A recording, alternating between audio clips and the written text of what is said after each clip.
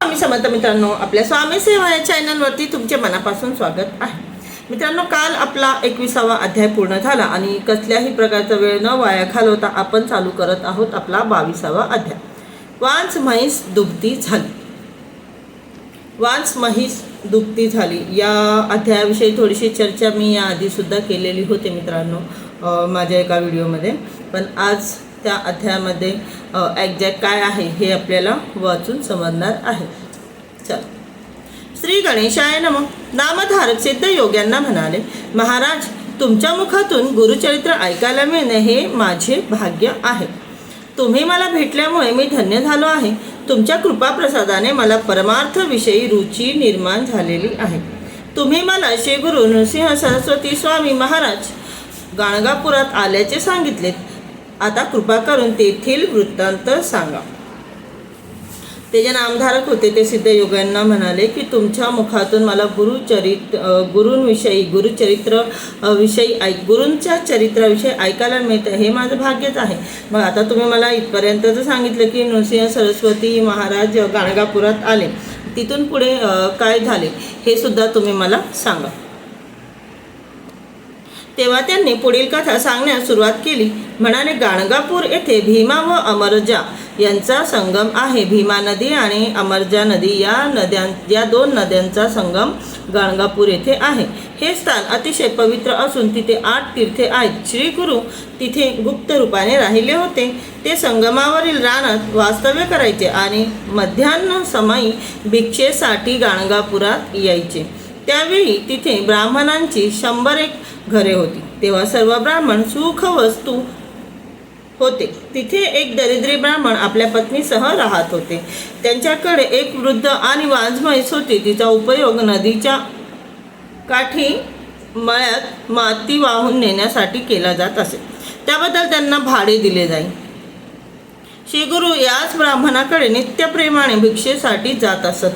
ते पाहून लोक हसायचे व त्यांची निंदा करायचे। या यतींना काही तारतम्यच नाही। आमच्या घरी रोज विविध प्रकारचे ताजे अन्न शिजते, अर्थात आमच्याकडून उत्तम भिक्षा मिळण्याची शक्यता असूनही ते त्या भिकाऱ्याकडे जातात। याला काय म्हणावे?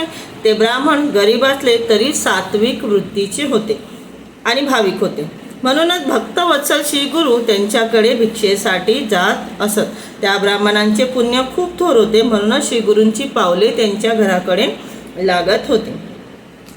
ज्या ब्राह्मणांकडे नृसिंह सरस्वती स्वामी हे नित्य नेमाने भिक्षा मागण्यासाठी जात असत, तो ब्राह्मण अतिशय गरीब होता।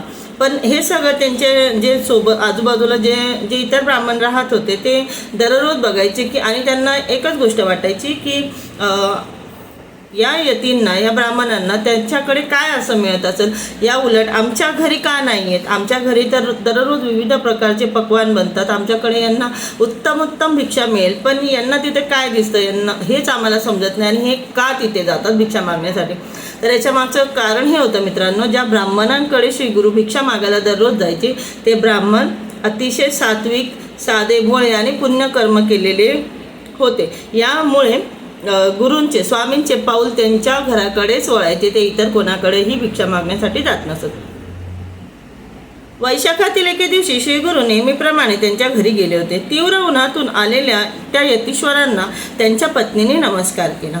त्यांना बसण्यासाठी आसन दिले व म्हणाले, माझे पती धान्य घेऊन एवढ्यात येतीलच, तोपर्यंत तुम्ही विश्रांती घ्या। त्यावेळी त्यांची म्हैस अंगणातच थांबलेली होती। तेव्हा त्यांच्या बोलण्यातली आर्तता जाणून श्री गुरु म्हणाले, बाई, धान्य नाही म्हणून मला थांबवू नका। भिक्षा म्हणून या म्हशीचे दूध दिले तरी चालेल। ती म्हैस जी अनेक वर्षापासून वांस होती, म्हणजे ती दूध वगैरे देऊ शकत नव्हते। तिचा वापर ते फक्त रेडा म्हणून सामान वगैरे वाहण्यासाठी फक्त केला जात होता।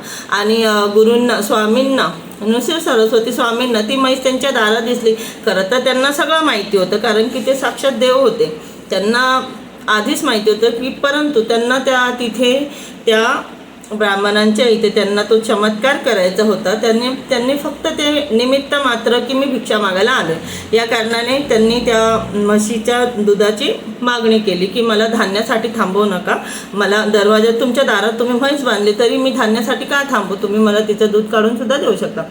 मित्रांनो, आत्ताच्या व्हिडिओत इतकंच. आपण आपला अध्याय पूर्ण करू पुढच्या व्हिडिओत. श्री स्वामी समर्थ.